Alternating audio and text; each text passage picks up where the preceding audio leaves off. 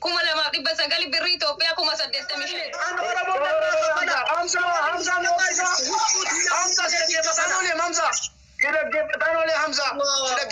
Hamza. Obboleetti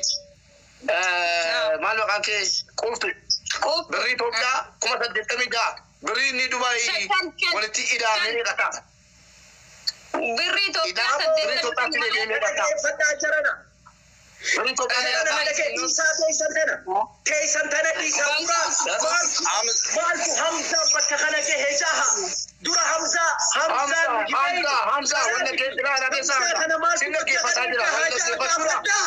Hamza bakka kana maaltu geesse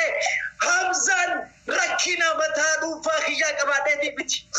Biyya qabu dadhabeetii miti. Na dhageeffadha. Mubaarak wanni na nama dhufeef na ogguta kana baasisi aarii na keessa jira. Na dhageeffadha. Hamza wala geeffannaa. Hamza wala geeffannaa. Sila geeffataa midiyaan. Obboleetti birrii kee birrii Itoophiyaa meeqataa? Kuma lama boyi. Birrii kuma lama birrii sagalii akka Victoria Majority sagalii jira. Kuma 85. Hamza tasgabbaa akka ilmoo dhiiraatti maal namni rakkata tasgabbaa boola polisoo. Birrii Itoophiyaa kuma 84 dhibba tokko ta'a. Birriin diraamni asii kakuun amma 85 walitti dabali. Koi 85 fi kuma 85 fi jedhamu 84 kuma 84 walumatti kuma 169 bari kuma 169 nama kuma 2,600 bari kuma 169 anasi kakala ciao kuma te Hamzan kakala jadi nu kuma lekku jabe utu iti sinna kakala jadi bidi rakkina saati male inni mataa rakkina rakkadheetani saamameetani male hateemiti qabdi jedhee mormii miti wanni godhanu Obsee jira barbaadu naannoo finaa jedhu amtaan. Hattuun isa biyya tufatee kadhannee waamnee dhuguu didee dhoksaadhaan dhageessaa dhoksaadhaan dhaqee eeda asirratti footoo isaa hafe adaraa kottuu kafalii intala durbaatti obboleessatti irraa dhukkufatatu jennu didee miti. Argineetta miti didee. Kan immoo maallaqa dhoksaadhaan kafalee maal jedhe hattee mubaarakiin biratti maallaqa sana naa kafalee meera jettee faayidii sana hin cuftu taanaan maallaqa sana dhageeffadha sillee na dhageeffadha ammallee jitu na dhageeffadhu Mubaarik na dhagee obboleessa fa na dhageeffadhu na dhagee obboleessa ati biiti ati jirtu na dhageeffadhu biiti ati jirtu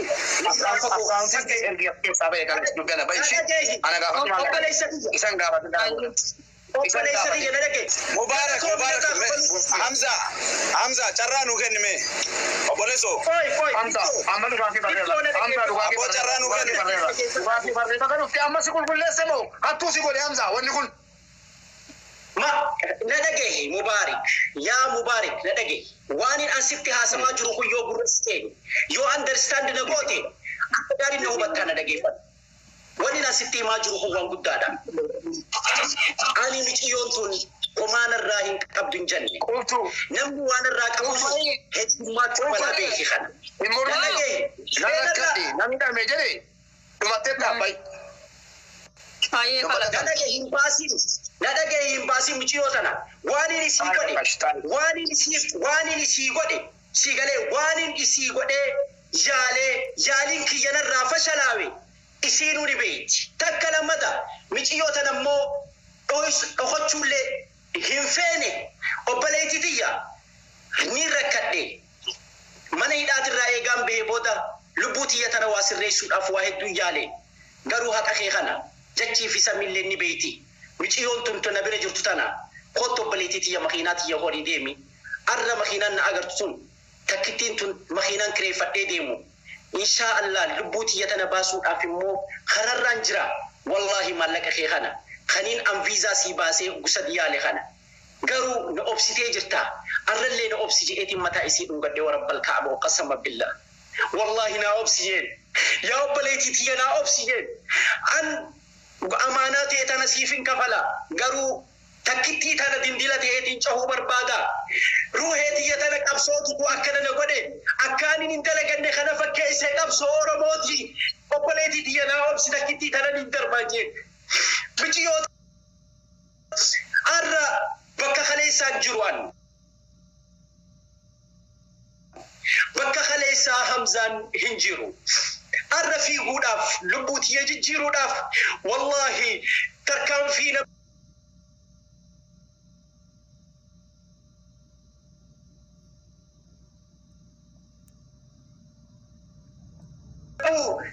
waan isaa godhe jee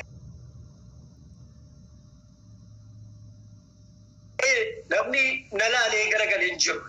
Hamzaan Sheikh Hamza Jabir Fan gaafanani hidhame Hamzaan hidhamuu kiyyaa fi Nasriin Fan hundi isaaniitu ni beekan mana hidhaa biila qullaan keessaa bahe harka qullaan keessaa bahe gaafan mana hidhaa irraa bahu gaafan nama of biraa dhabe gaafan Oromoo of biraa dhabe insha Allah rabbiin kiyya langatu wallahi rakkoota na keessaaniin bahaa diinni rakkootii arkuu barbaadummoo bal'ootii arkuu taa'aa guyyaa takka insha Allah gosaadhaanis walitti qabamtanii yoo waan feetannaan jettan wallahi waan tana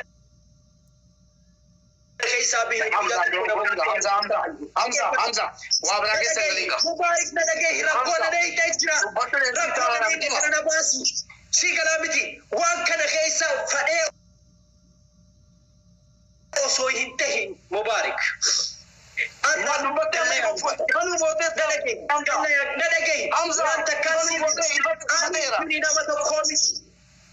annama tokkoo miti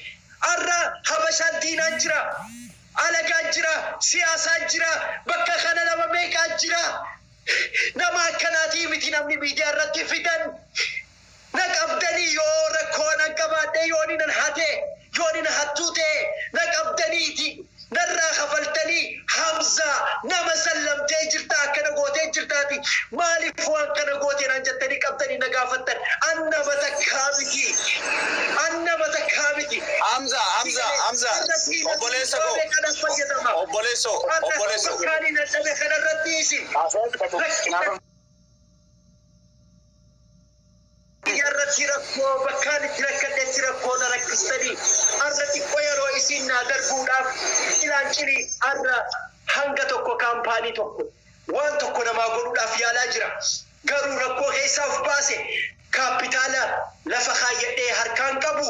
waan hin harkaa qabu san immoo gamaa gamanaan oofaa jira waan hin oofu san immoo fuudhee yoo hin kanne tanii dhufii keessa jiruun dhaba arraan tana Nasriin ni beeka waan hin keessa darbee Nasriin mucaan xiqqaanas jalatti natti aanu kun guyyaa tokko yoo dhufee muciyoota nasii himattee jirti Hamza yoo namni biraa ka as jiru kun Hamza muciyoontu si himattee jirti yoo naan je'ee natti hime wanni hundinuu ka'umsa qaba akka itti ka'e qaba akka itti ka'e saniidhaaf dubbii bakka dhukkubaa sanitti ilaalaniiti fayyisan malee nama akkuma fadhanitti miidiyaa irratti yoo fidan arra yoo akkanatti wal cabsine arra yoo akkanatti wal gaggeessine yoo Hamza osoo ati nufi waan kee haasofne bara obboleesso osoo ati nufini waan kee tun haasaa turre ati ribaa kaafamte nama dura waleessu ana miti nama 2,200 dhaggeeffataa jira bari zulmi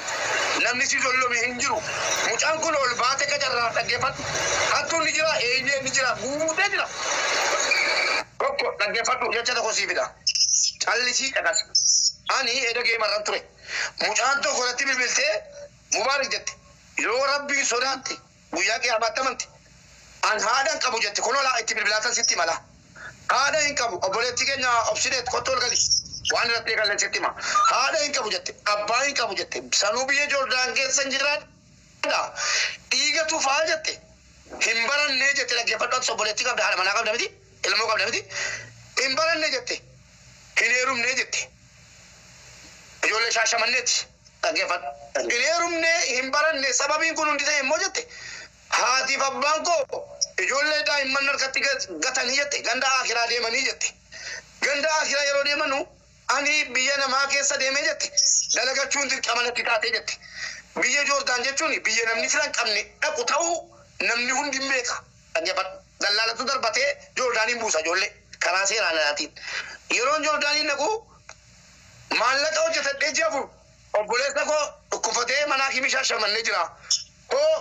rabbii jedhi naagalchi namatu bilbila kee naa kenne naagalchiiti waraqaa ittiin naagalchite naa fidi obboleessa koo naa qaqqabi jennaan bilookii godhee waa hundarraa nyaatee mallaqasi ji'a 9 ba'oo jirti dhuftee naa bilbilte bootimiidhaan naa bilbilaan maali dubbiin akkanaan jedhe utuu siin akkas jettee himattu silaa maallaqa erganii immoo aan fudhadhee miidhaatti hin baane bari obboleettii koon jedheen maallaqa si barbaachisaa obboleessa keetti sii galcheen asii falmee fudhaa jennaan hin fedhu jette haqa kiyya kanan dafqee itti ergadhe kana rabbii jedhii naa gaafadhu jette ittan bilbile dhaggeeffadhu lafa waan kana hunda fide sitti hima ittan bilbile eessaan immoodhaan dhaggeeffadhu kunooti immoo gadi buusee immoo gadi buusee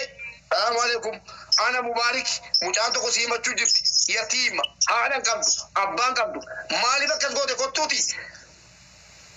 naanaasi wallaahi dhaggeeffatee callitee laala achumaanan kottu jedheen intala waamee gaalan hin bohaarti miti intala durbaati miti asjala kan guute ilmaan oromooti bari harki caalaan parsantii 90 kottu ol galchee maal taate obboleettii kun jedhe boo'icha biraa dubbachuu dadhabde namni kun na taajjaba jechuudha an hojii taasifadhe yookiin immoo callisee dhuma gadi hin baane dhageessee yookiin itti miidhuudha gadi hin baane boochee anas boochiftee ummata boochifte mucaan kun an ireerumuu barbaadu hin baranne tuun barachuu barbaadu obbolaa koo anaa gadi haa tafa abbaan koo natti gatanii du'an san rakkoo jiraatii biyyaa ba'ee akkas na godhee oromoo jettee matteenaan juufiti jedhan ijoolleen dhaggeeffatu nama hedduu jiru achumaanan kadhadhee kulola immoodhaan sagaleen kaa'eef sittan himaa jechuudha edan buufadhe immoon qabu wadelaan hin fayyadamu nama na cinqa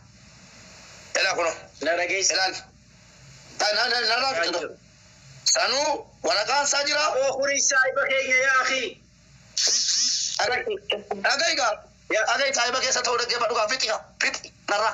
saahiba kee fixi obboleessa kee ta'u Anna bira ciccirama namaatu natti bilbilaa jira amma waan miidiyaa irraa dhagayan kanaaf ja'anii natti bilbilaa jirani baasii deebisii na dhaqi yoo na dhageessa as dhagaan jiru waan ta'eef. dhaggeeffadhaa uummato baga saahiba kee ta'eyyuu kottu irraa dubbadhu barbaadde nama kana jechuudha aayidii isaa mul'isuun barbaadu nan kadhadhe ana mubaariki kottu jedheen sagalee qabee beekuma si argaartan kana ana mubaariki kottu naan dubbadhu maal namni obboleessa hin qabne obboleettii hin qabne fira hin qabne hin du'a saamame sanuu immoo dhaggeeffadhaa bakkee bakka hin jenne dhiqoo kottu jedhee kadhadhee kabajaan dadhabee suuraa isaa asirraa hafeef warri suuraa isaa argan deemaniit suuraa kee mubaarak fayyadamee tiktookii irra taa'ee si barbaadu jiraa jedhanitti bani san booda maaltu ta'e beektu rafanii hin bulle maallaqa si kachi godhanii 40 irraa futanii ammas 40 galchanii fi itti erganii waraqaa maal jedhaniin ammas silaa dhiifama obboleettii koo ati yatiimaa dubartiidha dadhabduudha mana namaa dalagdee argatte dhiifama guddaa jedhame miti dhaqiitii mubaarakiin biratti maallaqni keenya kulolaa kunoo galchanii lula harragaa malee gadi immoo ammas hin dhaabu dalagaa kana. Mubarak, kafalaa warri sinirra jiru kafalaa fi ijoolleedha siree galee kafalaa fi suuraa koo gadi baaftee kanaan hin jenne keessattuu birri ijoollee mana madaan jirtu maqaa hawaalaatiin sinitti kennatte irratti immoo xiyyeeffadhee ka'eera namni waan akkanaa dhaggeeffachuu akka ni jaallatu ilaalaa kunoo nama kuma 900 ta'aara tun gargaarsa booranaa eegalee nama 300 gadi bu'aa mananni kun siree galee kaleessa nama 300 baadheen booranaa baraarru booranaa gargaarru jira hin jiru namni kanaaf warri dhaggeeffataa jirtan abbaan barbaaddi duulee yoo bantu waa tokko darraa hidhuu hin dandeessu footoo keessa raka amma footoo dhisa gurbaanii dabalii 30 galchite sun kottuu ummata dhiifama gaafata intala yatiima miti birrii 40 galchite birrii 60 sanuu haadhan qabdu abbaan qabdu akkamitti ati yaafoliin fattee bishaan keessa bashannanaa birrii mucaa nyaatta nyaachuu kee immoo atura gaafa irratti baate nyaattetta naaf waltee sida miidiyaarra jirta tulfiin jedhu dubbattetta kanaaf ani mube meecarraa naa kenna gabaabumatti warri dhabne jedhaa ijoollee durbaa kadhaa keessattuu maqaa hawaalaatiin waan nama faashiniin deemaa jiru maa inni akka odeeffannoo fudhatti mootummaa Itoophiyaatiyyuu kan shaneeti jedhee akkaawuntii kona jalaa qabee shansiin bulchii dhibbo kijiba waan biyya duniyaa irra hin jirre jechuudha. Barri kuma dhibba lamaaf sadii maal jedhes jalaa qababbo abbaa gowwumsa. Mube carraa naa kenni. Maallaqa shamarran. Carraa naa kenni. Waa'ee obboleessi kenna Hamzaa. Waa'ee obboleessi kenna Hamzaa. Erga dhufee jedhe baga dhufe agala toomo namni dhiyaate hin jiru namni akkasitti dhufee viidiyoo banatee qo'effata rufadhee viidiyoo banatee dubbate hin jiru dhugaa jiru rabbumatu beeka mucaan kun himatteetti waraqaa ergeeraa fi eenyee ergeeraa fi kana dhiisaa malee waraqaa maallaqa tiiracha ergeeraa fi maal jedheera waraqaticha nigdi baankiittan ergite obboleessa koo Hamzaa ol baanaanis nan dubbachiiftu waan ta'eef waraqaati siidaa ergite dubbiin dhumatteetti amma haasaan dheeressuun Hamzaa gabaabsi. waraqaati siidaa ergite maallaqni kee kan ergeera biyyatti nigdi baankiitti maattu deebisii deebi'ee asuma naaf maallaqa kee mucaan kun ana gaafatti malee sin gaafatti assalaamu alaikum Hamzaa akkuma ati jette ati saahiba wal beenna utuman waa ta'e jette miti eeyyee nama mudata si hubadheera namni ni dhaba irrakkata isaa mama biyya namaa keessatti mobaayilii haaraa hadda bitadhe guyyaa lama tuun hin ga'in darkaa butee fiigeera maallaqa guddaa kanan bitadhe waa tokko hin dubbanne biyya namaa gatii ta'e biyya namaa keessatti wanni nama mudatu hedduudha baga dhuftee ofirraa dubbatte otoo dhuftee ofirraa hin dubbanne akkasiin cufee deeme na komachuu dandeessa erga dubbii eegalte maaliif otoo deebiin irraan dhageenyi dhufte jetta kun ammoo deebii kee deeffate himannaa sirri deebii keetii rabbitu beeka amattee dubbiin keessan kanuma jechuudha Hamzaa siin galchaa Mube ani laki wanti Hamzaan jedhe Hamzaan reef akkuma seeneen an jechuudha obboleessa kenna kana yeroo hedduu miidiyaa irratti beekaa siin jedhee ture si galee yeroo hedduu miidiyaa irratti beekaa nama Oromoof dubbatuudha jedha sirriidha dhugaadha wanni kun jechuudha garuu amma inni mucayyoon tuni waggaa tokko eede nummoo akka Oromootitti obboleessi kenna kun hidhamuu isaa tumamuu isaa wanti irraa beenu jira obboleen kee hin beenu nu si galee rakkinni inni irra jiru wanni beenu jira hin jiru obboleettiin teenya kun immoo waggaa tokko nama itti ergattee jirti nama itti ergattee jirti waggaa tokko eedee jirti isiin gaafachuun haqa ofii kun wanta nama aarsuun qabu jechuudha. Innillee immoo okay. Lode. Ayye. Hundi keessanuu salaamu alaikum wa rahmatullahi wa barakatuh. Wa alaikum salaam. Bismillahir rahmanir rahim. Assalamu ala rasulillahi sallallahu alaihi wasallam. Hundi keessanuu assalamu alaikum wa rahmatullahi sinin jara irra deebi'ee wanni amma dubbatame gama tokkoon sirriillee fakkaatu gama tokkoon sirrii miti wanti kun waggaa tokko yaanataa turame namni guyyaa dheeraa nu bilbilaa boriifuu maallaqa hawaalaa ijoollee shamarranii isinitti kennattee ji'a kee irraanan dubbadhaan dubartiin tokko dhufteeratti boosee jennaan hin danda'u nan dubbadhaa akkuma qabaadhaa namoonni 2,700 babalaa fi feetan ajjeesaa citaa feetan gaafummaan fixa dubartiin tokko dhufteeratti boosee moo mormi koo asii miti asii na cita kana bara Kuba qabaate ijoolleen guyyarraa bilbila nu bilbilaa oolan akka waan nu harma hoosifnu wallaahi nu boyaa oolan ka dhiiraa ka shamarranii wallaahi odoo guyyarraa akkana nu boyaan oolan waan dhiiga nama gochisu jiran isin harka badee boottan Hamzaa dhugaa dubbatuudhaaf isaan dalagatanii ficha ambaa dalaganii isaan xiqqeessanii dalagatanii dhimma gartee egas immoo itti ba'uudhaaf yoo nama kennatanii horii kana waggaa guutuu nama yaadatanii isaaniifis moo akkuma ofii yaaddasan isaaniifis yaaduu qabdan jedhan Oromoon qabsoofnuuf kami Oromoon aarsineetiin ofii faana aarroo kamin dhugaa dubbatuudhaaf Hamzaa miira keesseenuu san hin tolchin hin seenin keessa Oromoon qabsaa Oromoon si beeka dhugaadha si beenna wal beenna marti kennaayyuu dura osoo dursa micayyoon tun waggaa dheeraa mallaqa kana sirraa qabdi nama qabda hiriyaa qabda sheekan qabda hiriyaa sheekanii qabda walitti dhufte waan akkanaa tunarratti badee waan akkanaa kana narraa kafana nama